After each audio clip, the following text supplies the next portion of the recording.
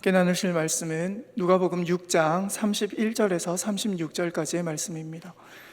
누가복음 6장 31절에서 36절까지의 말씀입니다. 신약 성경 100페이지에 있습니다.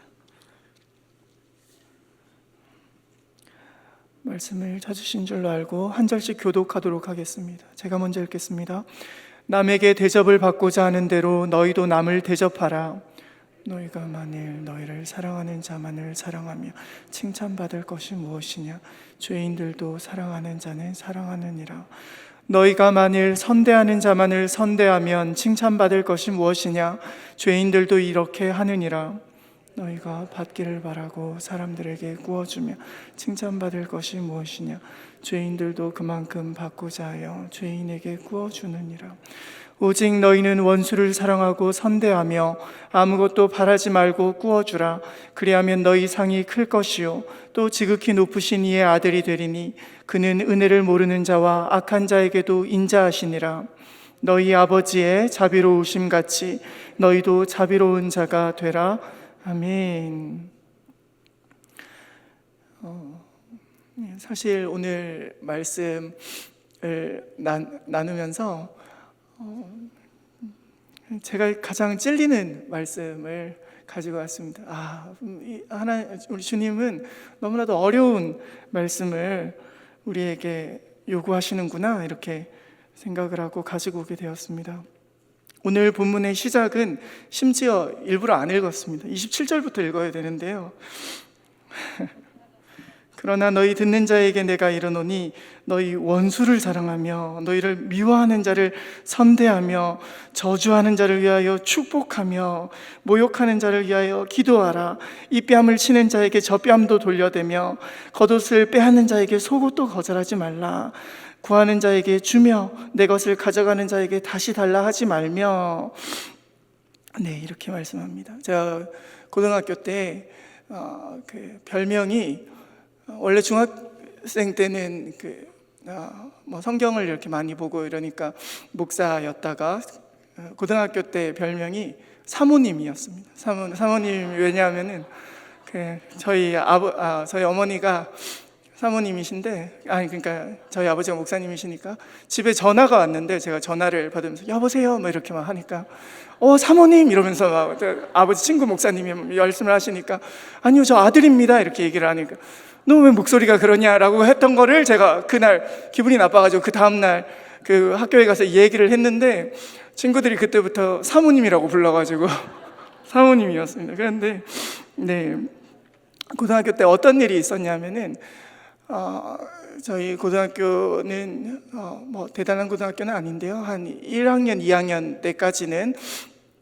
정규 과목을 이렇게 공부를 하고 2학년 때부터였는지 언제였는지 모르겠지만 정규 교과 과목은 좀 낮은 학년에서 빨리 끝내고 3학년 때부터는 본격적으로 문제풀이만 합니다. 이렇게 문제풀이만 했던 학교였는데 그러니까 문제집을 항상 사야 되는데 친구 중에 하나가 옆반 친구가 제 문제집을 몰래 훔쳐가게 되었습니다. 그래서 제가 딱 들어왔는데 수업 이제 종일 치고 들어와서 꺼내려고 하니까 없어서 야, 왜 누가 가져갔어? 이렇게 친구들한테 물으니까 친구들이 아까 거기 누가 앉아 있었는데 이렇게 해가지고 제가 그 친구 자리에 이렇게 갔습니다. 그러니까 걔가 너 아까 내 자리에 앉았었다는데 너 혹시 책 어디 있는지 모르냐? 내가 그 책이 없어졌다라고 하니까 모른다고 하면서 걔가 자리를 슬그머니 종이 쳤었던 것 같은데 피해가지고 그래서 제가 아니나 다를까 이렇게 밑에 뒤져보니까 제 책이 나와가지고 제가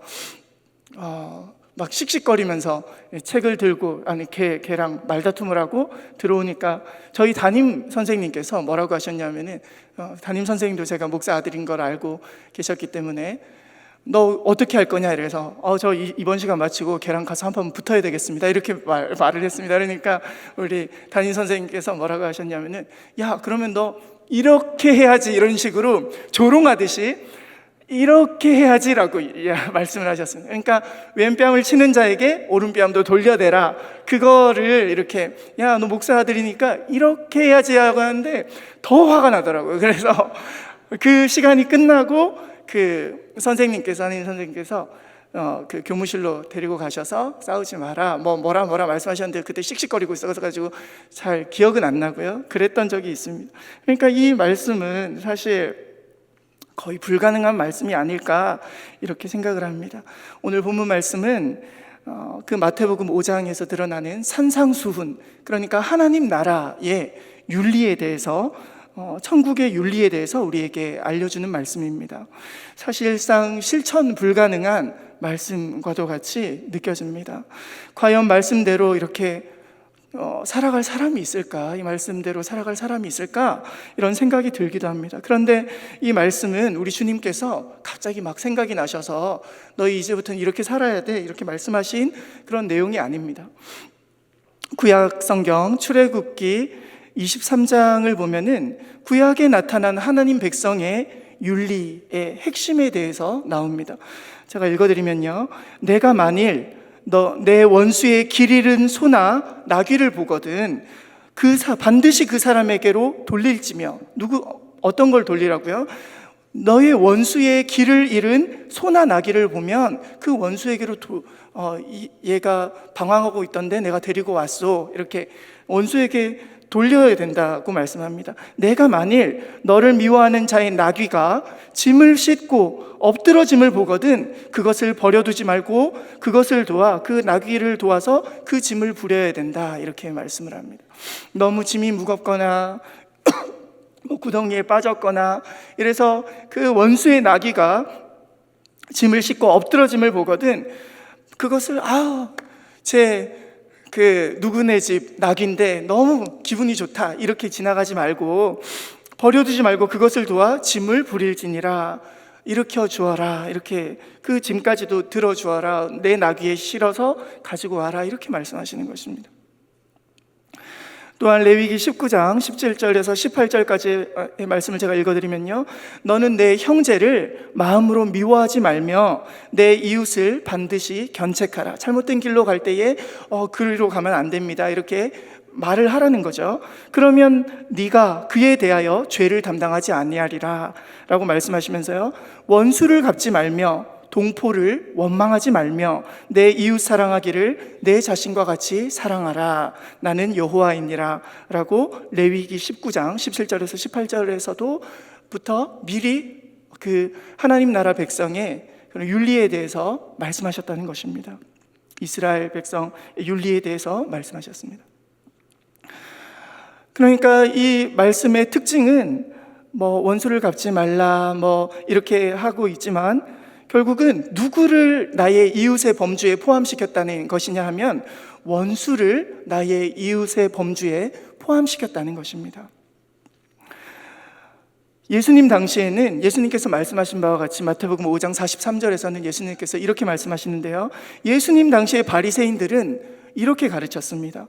또 내 이웃을 사랑하고 내 원수를 미워하라 하였다는 것을 너희가 들었으나 너희는 그렇게 하지 마라 라고 그때 당시에 통용되던 바리새인들의 가르침에 대해서 정면으로 반박하시는 것입니다. 그들이 어떻게 가르쳤다고요? 내 이웃을 사랑하고 내 원수를 미워하라고 가르쳤다는 것입니다. 당시 바리새인들은 이웃과 원수를 구분하였으나 우리 주님께서도 또한 구약에서 명령하신 말씀과 같이 나의 이웃의 원수를 포함시켰다는 것입니다. 우리 육신의 본성을 따른다면 사실 불가능한 말씀처럼 보입니다. 그냥 어찌저찌 겉으로는 잘 지내는 것처럼 보일 수는 있지만 오히려 그런 것들이 다 드러났을 때, 우리의 본심이 드러났을 때에 교회에 다니니까 기독교는 사랑이라고 하니까 위선자들이다, 세상 사람들이 보기에 마음에도 없는 거 하느라고 애쓴다, 이렇게 비아냥을 받을지언정 명령하신 말씀대로 행하라는 것입니다. 오늘 말씀의 제목이 순종인데요, 순종하여야 한다라고 우리에게 가르치시는 것입니다. 그러나 우리 주님의 이 불가능한 명령을 순종했던 소수의 사람들이 역사 가운데 있었습니다. 그 중에 한 분이신 손영훈 목사님처럼 그런 분들이 특이하게 존재했었다는 것입니다. 그리고 그러한 소수의 순종한 그런 분들로 인하여서 우리 주님의 이름은 더욱 널리 전파되고 우리 하나님께서 영광을 받으셨다는 말씀입니다. 갈라디아서 6장 7절에서 9절까지의 말씀은 이렇게 기록합니다. 10절까지 제가 읽도록 하겠습니다. 스스로 속이지 말라. 하나님은 업신여김을 받지 아니하시나니 사람이 무엇으로 심든지 그대로 거두리라. 자기 육체를 위하여 심는 자는 육체로부터 썩어질 것을 거두고 성령을 위하여 심는 자는 성령으로부터 영생을 거두리라 라고 말씀하십니다. 그러면서 우리가 선을 행하되 낙심하지 말지니 때가 포기하지 아니하면 때가 이름에 거두리라. 그러므로 우리는 기회 있는 대로 모든 이에게 착한 일을 하되 더욱 믿음의 가정들에게 해야 된다. 먼저는 믿음의 가정들에게 착한 일을 해야 된다. 이렇게 말씀합니다. 이 말씀을 왜 읽었냐 하면요, 무엇을 심든지 그대로 거둘 것인데, 세상 사람들이 보기에는 아이고 저런 위선자들, 착한 억지로 그렇게 착해지려고 하는 사람들, 겉으로만 착하려고 하는 사람들, 이렇게 판단을 받을지는 모르겠지만 우리가 선을 심는 것, 명령을 순종하는 것이 위선이 아니라 육체를 위하여 심는 자는 육체로부터 썩어질 것을 거두고 성령을 위하여 심는 자는 성령으로부터 무엇을 거둔다라고 방금 전에 읽어드렸냐 하면은요, 영생을 거두리라 라고 말씀하고 있습니다. 그렇게 영생을 약속하시는 것입니다. 우리는 실상은 보이지 않는 믿음의 세계를 살아갑니다. 그렇게 믿음으로 이 땅에서 승부를 보고 있는 것입니다. 우리가 보지 못하는 세계를 위하여 살아가고 있는 그러한 자들이라는 말씀입니다. 성경은 말씀하기를, 고린도전서 2장 14절 말씀에 육에 속한 사람은 하나님의 성령의 일들을 받지 아니하나니 이는 그것들이 그들에게는 어리석게 보이며 또 그것들을 알 수도 없나니 그러한 일은 영적으로 분별되기 때문이라 라고 말씀합니다. 영적으로라야 이것이 분별되지 그들의 눈에는 그냥 어리석어 보일 뿐이다 라고 말씀합니다. 그러나 세상의 영을 받지 않고 하나님께로부터 온 영을 받은 자는 성령께서 하시는 일을 통해 하나님께서 무엇을 약속하시냐면은 우리에게 은혜로 주신 것들을 알게 하려 하심이라 라고 말씀합니다. 제가 잘 따라오시기 어려우실 텐데 말씀을 쭉 읽어드리면 어려우시잖아요. 뭐라고 말씀하시냐면은 세상의 영을 받지 않고 하나님께로부터 온 영을 받은 자는 성령께서 하시는 일을 통해 하나님께서 우리에게 은혜로 주신 것들을 알게 하려 하심이라 이렇게 말씀합니다. 그렇습니다. 이 모든 것들의 마지막에는, 사람들의 눈에는 어리석어 보이는 그 마지막에는 하나님께서 은혜로 주신 것들을 발견하게 되는 날이 우리에게 선물과도 같이 그렇게 예비되어 있다는 것입니다. 그때가 반드시 온다는 것입니다. 사람이 변하는 것은 사람의 지혜로 가능하지 않습니다. 내가 이렇게 변해야지 해도 작심삼일만 해도 많이 가는 것입니다. 그러나 사람으로서는 할 수 없는 하나님의 능력을 입은 자, 성령의 사람을 통하여서 하나님께서 그 영광을 드러내시기를 기뻐하시는 것입니다. 우리의 삶은 거의 99% 육신에 근거합니다. 성도라 하더라도 제가 볼 때는 그런 것 같습니다. 저를 보아도 그렇고요. 치고받고 또 받아치지 않으면 내가 가만히 있으니까 가만히로 보이나 이렇게 바보로 여기고 더 찔러보고 더 해코지 하는 것 같은 그러한 세상에서 바른 소리도 하고 또 바른 소리를 해서 또 더욱더 미움을 받기도 하고 그렇게 사랑으로 품는 것은 결코 쉽지 않은 과정입니다. 그런데 이 명령, 불가능해 보이는 이 명령의 근거가 사실 하나님의 은혜라고 오늘 본문은 기록되어 있습니다. 오늘 본문 31절부터 저희가 같이 읽었는데요. 35절은 이렇게 해라. 너희 이웃의 범주에 그 죄인들도 이렇게 드려라, 너희를 미워하는 자도 드려라 라고 하면서 35절 말씀에 오직 너희는 원수를 사랑하고 선대하며 아무것도 바라지 말고 꾸어주라. 그리하면 너희 상이 클 것이요 지극히 높으신 이의 아들이 된다, 이렇게 말씀합니다. 그렇기 때문에 우리가 생각할 때는 그 정도 해야 아들이 되는구나, 그 정도 정말 너무나도 어려운 그 경지에 올라가야 이렇게 그래야만 너희 상이 클 것이요 또 지극히 높으신 이의 아들이 되리니, 이렇게 말씀하는 것 같아서 없는 마음, 있는 마음, 없는 마음 다 쥐어짜내서 그나마 선을 행해야지 아들이 되는구나 라고 생각을 하실 수도 있는데요. 그러니까 이게 왜 은혜입니까? 은혜라면서요 라고 반문하실 수도 있겠지만, 결국은 그냥 얼핏 봐서는 내가 행한 만큼 은혜가 아니라 내가 행한 것 때문에 천국을 약속받는 것이 아닙니까? 이렇게 보실 수도 있습니다. 그러나 그 뒤의 말씀이 핵심입니다. 35절 말씀, 결국은 지극히 높으신 이의 아들이 되리니 뭐라고요? 하나님을 어떻게 기록하고 있다고요?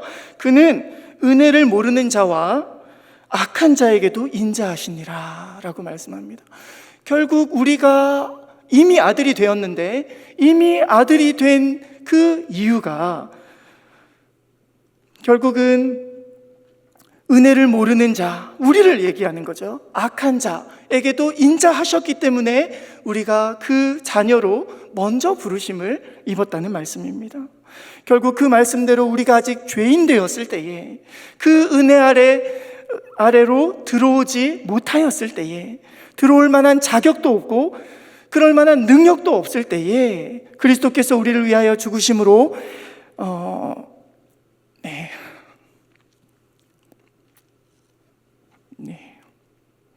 하나님께서 우리를 향한 자기의 사랑을 확증하셨다는 것입니다. 그 은혜를 확증하셨다고 말씀하시는 것입니다.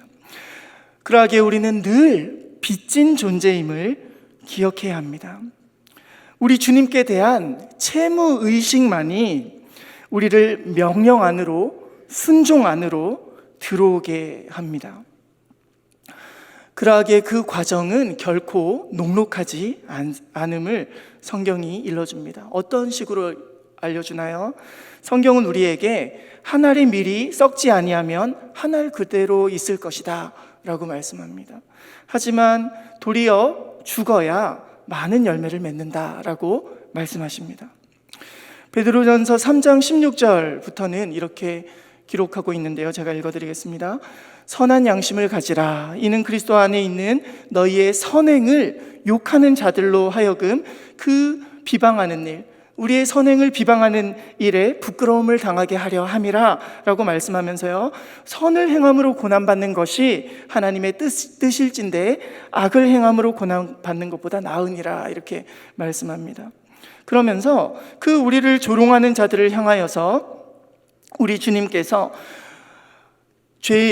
단번에 죄를 위하여 죽으사 의인으로서 불의한 자, 우리를 먼저 대신해서 죽으시고 나서 그들에게 나타나시면서, 그들에게 선포하시면서 뭐라고 말씀하시냐면요, 그들을 향하여서 그들은 전에 노아의 날 방주를 준비할 동안 하나님이 그들 또한 오래 참고 기다리실 때에 복종하지 아니하던 자들이다 라고 말씀합니다. 그러면서 방주에서 물로 말미암아 구원을 얻은 자가 몇 명뿐이니 겨우 8명이었다 라고 말씀합니다. 그러면서 우리에게 하시는 말씀은요, 물은 예수 그리스도께서 부활하심으로 말미암아 이제 너희를 구원하는 표니 곧 세례다 라고 말씀합니다. 이 말씀이 무엇을 의미하느냐 하면은, 물은 그리스도께서 부활하심으로 말미암아, 그러니까 물은 사망을 의미합니다.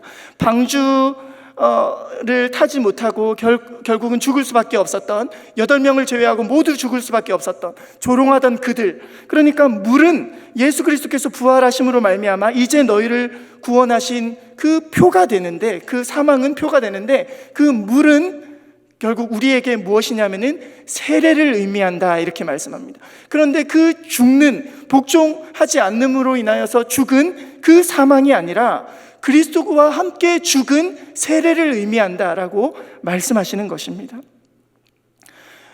그렇기 때문에 세례가 죽음을 의미한다면 그리스도와 함께 죽는 죽음이 우리에게도 있어야 한다는 것을 의미하는 것입니다. 이 세례에 대해서 어떻게 설명하느냐 하면은요, 이는 육체의 더러운 것을 제하여 버림이 아니요 하나님을 향한 선한 양심의 간구니라, 이렇게 말씀합니다. 여러 번역본에서 선한 양심의 간구다, 이 세례는 결국 내가 육체가 의로워진다, 육체가 깨끗하여진다, 내가 죽는다고 해서 내 육체가 깨끗하여진다는 것을 의미하는 것이 아니라, 내 공로를 의미하는 것이 아니라 다만 하나님을 향한 선한 양심의 간구니라.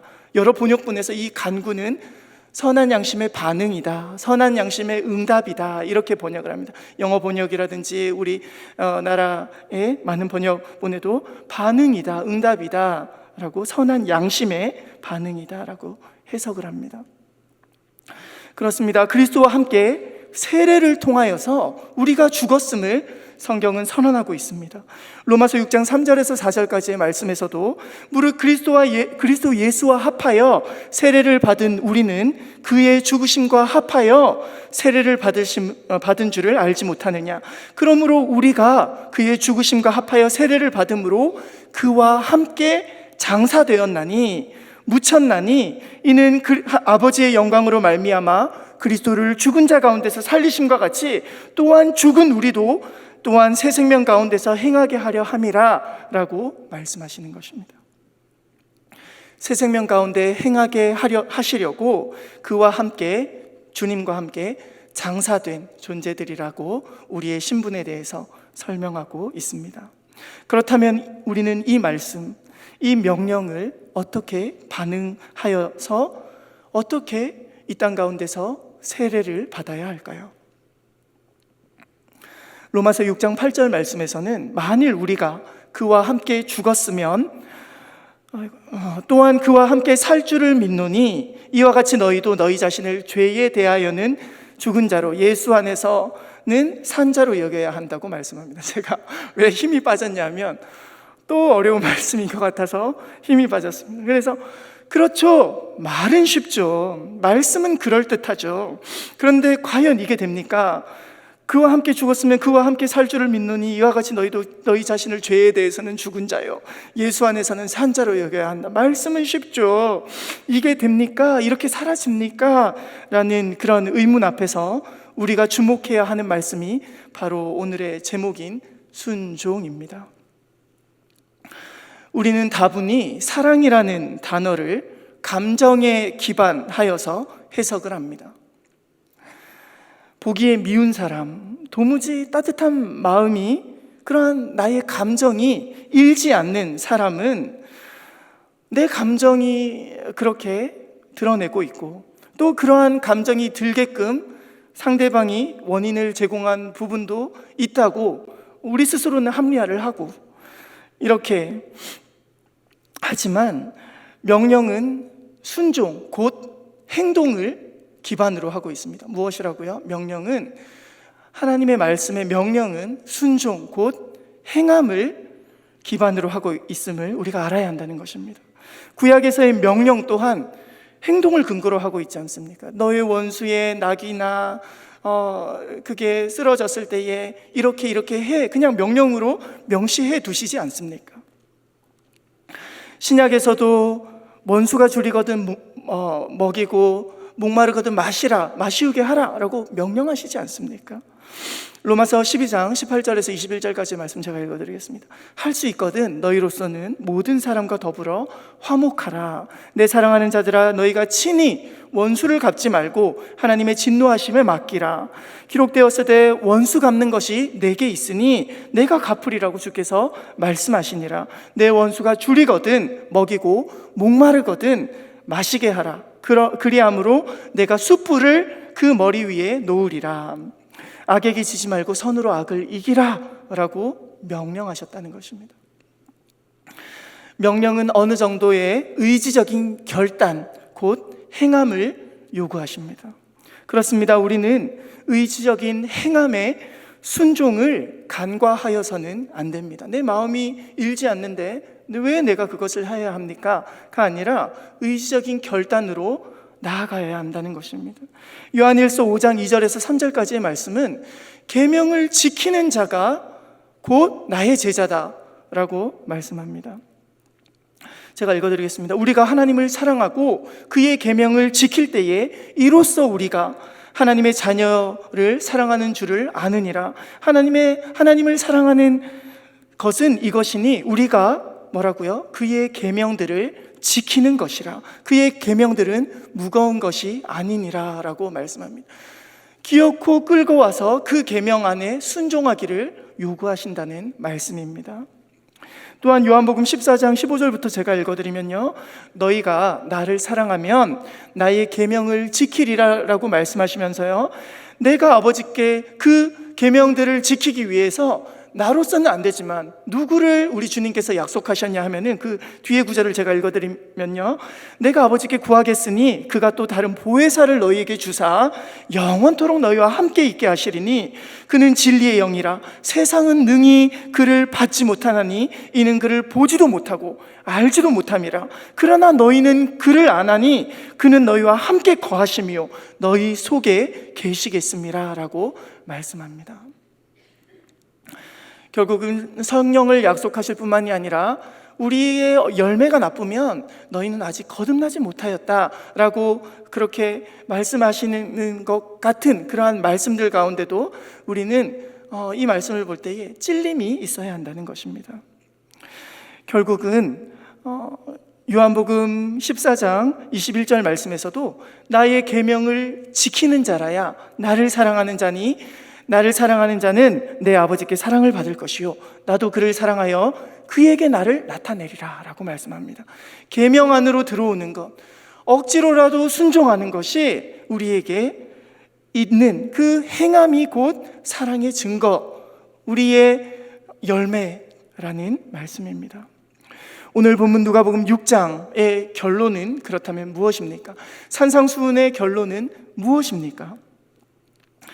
함께 읽지는 않았지만 누가복음 6장 46절부터 49절까지가 산상수훈의 결론입니다. 마태복음에서 드러나는 그 결론이랑 내용이 거의 같습니다. 함께 보시면요, 46절부터 제가 읽어드리겠습니다. 너희는 나를 불러 주여 주여 하면서도 어찌하여 내가 말하는 것을 무엇이라고요? 행하지 아니하느냐라고 말씀하시면서요, 47절 같이 읽겠습니다. 시작. 내게 나와 내 말을 듣고 행하는 자마다 누구와 같은 것을 너희에게 보이리라 라고 말씀합니다. 그 사람이 누구죠? 행하는 사람은 반석 위에 집을 세운 사람이다. 심판날이 올 때에, 그날이 올 때에도 흔들리지 않는다 라고 말씀하십니다. 행위 구원을 말씀드리는 것이 아니라 성령이 있는 자는 결국 순종하는 사람, 행함 가운데로 나아가는 자라는 말씀입니다. 또한 계시록 22장 10절에서 12절까지의 말씀을 제가 읽어드리면요, 거의 그 성경의 끝입니다. 끝 결론입니다. 계시록 22장은 자, 읽어드리면요, 또 내게 말하되 이 두루마리의 예언의 말씀을 임봉하지 말고 열어두어라. 때가 가까우니라. 불의를 행하는 자는 그대로 불의를 행하고 더러운 자는 그대로 더럽고 의로운 자는 그대로 의를 행하고 거룩한 자는 그대로 거룩하게 놔두어라. 보라, 내가 속히 오리니 내가 줄 상이 내게 있어 각 사람에게 그가 뭐라고요? 행한 대로 갚아주리라 라고 말씀하십니다. 그런데 쉽지 않죠. 그럴 때 오늘 본문 말씀은 그 능력을 어디에서 받을 수 있는지를 우리에게 알려주십니다. 감사한 거죠. 누가복음 함께 읽진 않았지만 누가복음 6장 28절 말씀을 같이 읽도록 하겠습니다. 시작. 너희를 저주하는 자를 위하여 축복하며 너희를 모욕하는 자를 위하여 기도하라. 억지로라도 이 순종 가운데, 명령 가운데 무엇이 있다고요? 그 수순 가운데 가장 먼저는 되지도 않는, 팔자에도 없는 그 위선을 떠는 것이 아니라 우리 주님께 간구하며 기도하라. 그것이 길이다, 사는 길이다 라고 알려주시는 것입니다. 그것이 그 명령을 순종하여 나아가는, 결국은 사랑의 역사가 나타나는 시작이다라고 우리에게 알려주시는 것입니다. 잘 아시듯이 두 아들의 비유를 우리 주님께서 말씀하셨습니다. 그러면서 밭에 일하러 가라, 내 아버지하고 안 갔던 아들이 아니라 싫어요 하고 나중에 갔던 아들에 대해서 말씀하시면서, 그러나 너희 생각에는 어떠하냐? 어떤 사람에게 두 아들이 있는데 이렇게 하라 하더니 가겠나이다 하더니 가지 아니하고 둘째 아들에게 가서 또 말하되 실소이다 하였다가 그 후에 뉘우치고 갔더니 라고 하시면서 바리새인과 서기관들의 누룩을 주의하라 라고 우리 주님께서 늘 말씀하셨는데요, 결국은 그들에게 이르기를 둘 중에 누가 아버지의 뜻대로 하였느냐 이르되 그들이 말하기를 둘째 아들이니이다. 예수께서 그들에게 이르시되 내가 진실로 너희에게 이르노니 세리들과 창녀들이 너희보다 먼저 하나님의 나라에 들어가리라. 요한이 의의 도로 너희에게 왔거늘 너희는 그를 믿지 아니하였으되 세리와 창녀는 믿었으며 너희는 이것을 보고도 끝내 뉘우쳐 믿지 아니하였도다. 이렇게 말씀합니다. 결국은 믿음이네요, 행함이 아니네요, 이렇게 생각을 하실 수도 있는데요, 뉘우쳐 행한다면 결국은 그 세리와 그리고 창녀들처럼 우리의 죄 있음을 깨닫고 돌이켜 행함의 순종으로 나아가는 그러한 자에게 소망이 있었다는 말씀입니다. 우리는 가라라고 하신 아버지 앞에서 싫어요 라고 할지언정 나중에 마지못해 그렇지, 그래도 마지못해서라도 순종해야지 라고 하면서 우리의 원수 앞에 나아가야 하는 그러한 자녀가 되어야 할 줄 믿습니다. 그러할 때에 원수의 죄뿐만이 아니라 나의 죄도 깨닫고 회개하고 아버지의 뜻을 따를 수 있는 자로 거듭나게 될 줄 믿습니다. 예수님께서 왜 이렇게 높은 수준의 윤리 명령을 하셨을까요? 오늘 본문에서 자꾸 보고 있지만 35절 말씀에서는 우리가 그의 아들이기 때문이다 라고 말씀합니다. 35절 제가 다시 읽어드리면 오직 너희는 원수를 사랑하고 선대하며 아무것도 바라지 말고 꾸어주라. 그리하면 너희 상이 클 것이요 또 지극히 높으신 이의 아들이 되리니 그는 은혜를 모르는 자와 악한 자에게도 인자하시니라. 우리가 그분의 아들이기 때문이다 라고 말씀하십니다. 아까 함께 나누셨듯이 은혜를 모르는 자와 악한 자에게도 인자하신 그분의 자녀이기 때문이라고 말씀하시는 것입니다. 아까 나눴던 것처럼 해석의 오류가 생길 수 있는 그러한 구절이기는 한데, 내가 이렇게 의를 쌓아야지 그렇게 구원을 받는구나 이렇게 착각을 할 수 있는 구절이기도 한데, 선을 행하면 아들이 된다 조건부로 말씀하신 것이 아니라 이미 우리 주님께서는 말씀의 여러 군데서 1만 달란트 탕감받은 그러한 종과 같이 먼저 탕감해 준, 먼저 은혜 안에 들어오게 한 아들이기 때문에 우리에게 없었던 그분의 형상을 이제는 성령으로 말미암아 덧입어서 그분처럼 살라, 아들답게 살라라는 말씀인 것입니다. 그 말씀은 오늘 함께 읽으신 본문의 36절에서 이렇게 기록합니다. 함께 읽도록 하겠습니다. 시작. 너희 아버지의 자비로우심 같이 너희도 자비로운 자가 되라. 아멘. 이것을 마태복음에서는 그러므로 하늘에 계신 너희 아버지의 온전하심과 같이 너희도 온전하라 이렇게 말씀합니다. 하나님께서는 당신의 사랑을 조금이라도 닮으려고 하는 자를 위해 복을 쏟아 부어 주십니다. 아까 은혜를 알게 하려 하심이라 라고 이렇게 잠깐 나눴던 말씀처럼 그렇게 복을 너무나도 기뻐하시면서 쏟아 부어 주십니다. 나도 없는데 나눠주는 사람, 용서해 주기 싫은데 그나마 너 이렇게 했지, 이렇게 했지, 이렇게 했지, 내가 너 가만두지 않을 거야, 이렇게 차단막까지도 다 막아버리는 사람이 아니라 그나마 숨은 쉬게 해주는 사람, 그렇게 서로 살아갈 수 있는 방도를 꾸리는 자를 기뻐하신다는 말씀입니다. 부족하긴 하지만 제가 신방을 통하여서 여러 간증을 들어보면은요, 이런 간증들이 많습니다. 제가 그때 그거 하나 이렇게 좀 한 거 가지고 하나님께서 내게 이렇게 은혜를 베풀어 주셨습니다 라고 하시는 간증을 여러 교회들을 다니면서 참 많이 들었었습니다.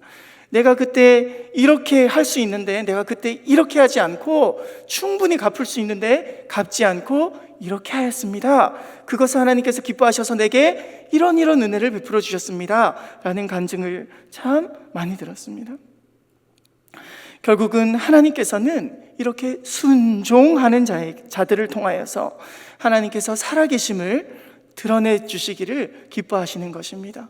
순종하는 자를 통하여서 하나님을 믿는 이 제자들이 이렇게 너그러운 사람이야, 이렇게 세상을 밝게 하는 사람이야 라는 그 하나님의 살아계심을 나타내 보여주실 뿐만이 아니라요, 그 사람들에게 아브라함에게 복을 쏟아부어 주셨듯이 그 사람들의 형편과 상황을 좋게 하여 주시는 그 복을 통하여서 하나님께서 살아계시는 것을 나타내 보여주시기를 기뻐하신다는 것입니다. 그리고 오늘 말씀과 같이 그렇게 증명하셔서 위로해 주시는 거죠. 어떻게요? 네가 나의 자녀다 라는 가장 영광스러운 그러한 우리의 신분을 확증해 주신다는 말씀입니다. 저는 흠이 많은 사람이지만 이렇게 이 말씀을 어거지로 순종하려고 할 때에 제가 받았던 은혜를 생각합니다.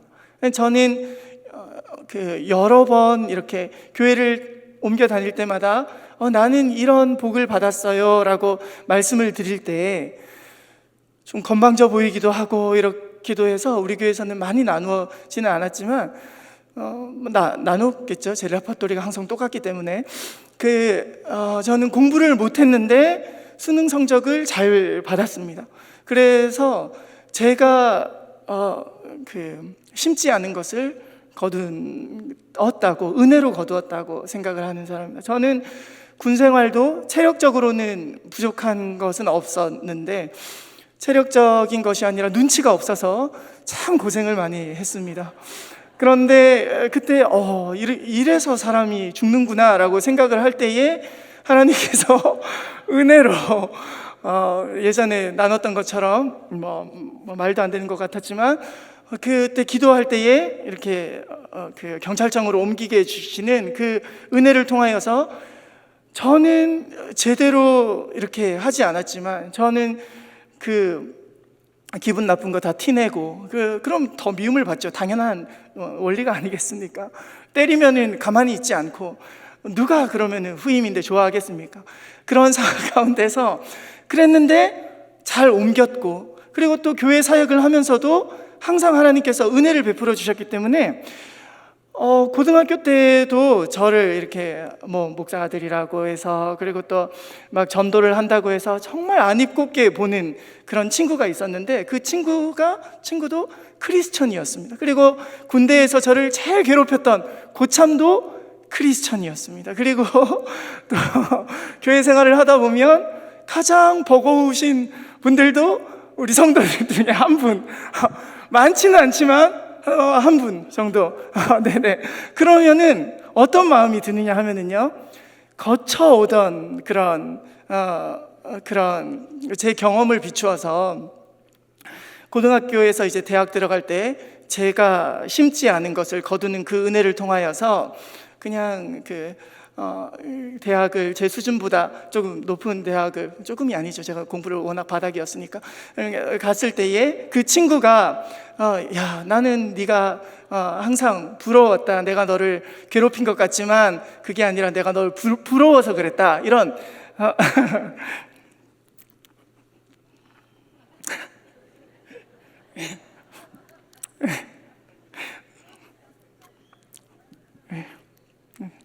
아니, 걔가 많이 괴롭히고 이게 아닙니다. 많이 괴롭히고 그게 아닌데, 네, 그리고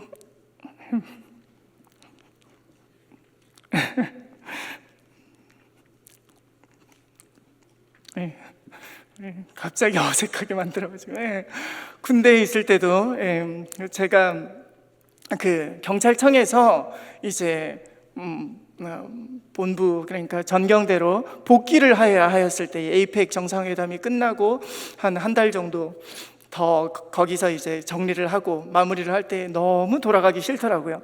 그래서 이렇게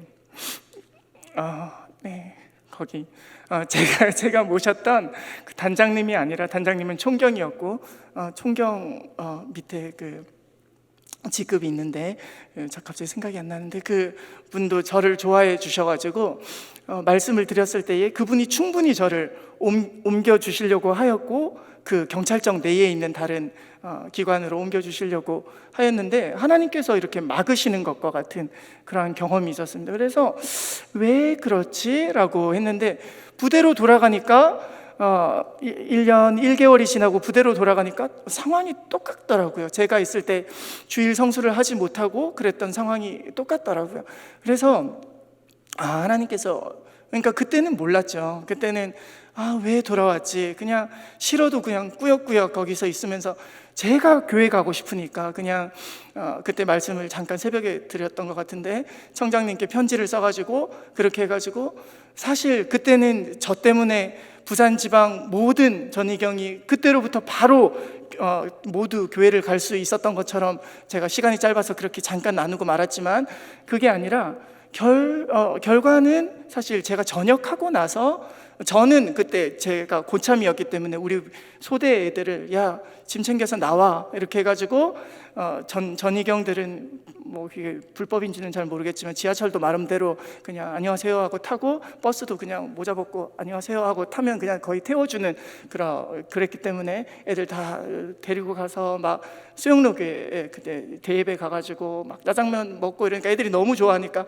다 주일 되면 같이 가려고 하고 이랬었는데, 편지를 쓰고 그것이 반영이 되어서 나중에 그 제 후임을 통해서 본부소대에 가게 된 제 후임이 강시현 수경님 뭐 이런 일이 있었습니다라고 했던 거는 전역을 하고 나서 한 1개월 뒤의 일입니다. 그러니까 부산 전이경들에게 다 공문이 내려와서 이제 종교활동 보장해라라고 한 것도 그 이후의 일입니다. 그러니까 나중에 알게 되지만, 저는 어려운 일이 있을 때 하나님께서 어떻게 갚아주실까 이렇게 생각을 합니다.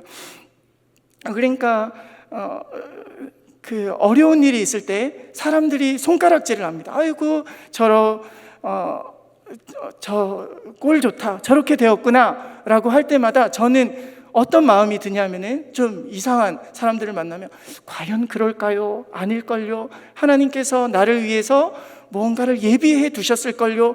저는 항상 그랬었습니다. 왜냐하면은 저는 제 수준보다 항상 하나님께서 더 많이 쏟아부어 주셨기 때문에, 좀 어려운 일이 있거나 더 내가 거꾸러지거나 그럴 때 제 겉으로는 표현을 안 합니다. 이렇게 아니요, 두고 보십시오 이렇게 안 합니다. 근데 네 그렇죠, 어렵죠, 제가 이렇게 거꾸러졌습니다 라고 하면서도 마음속으로는 어떤 마음을 가지고 있냐면은, 하나님께서 이렇게 어려운 사람을 만나게 하시고 그렇게 하셨으니까 보기 좋게 하나님께서 이렇게 일을 하시겠지라는 마음이 있습니다.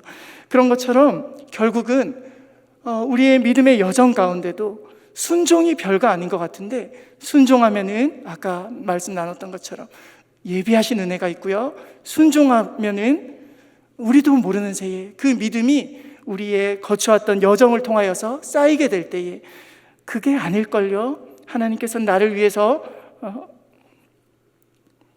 제 얘기가 아니라 우리 성도님들 가운데서 좀 어려우신 성도님들도 네네, 그게 아닐걸요? 네, 나를 위해서 하나님께서 어떻게 일하시는지 보십시오 하는 우리 귀한 성도님들 되시기를 예수님의 이름으로 축원드립니다. 기도하도록 하겠습니다.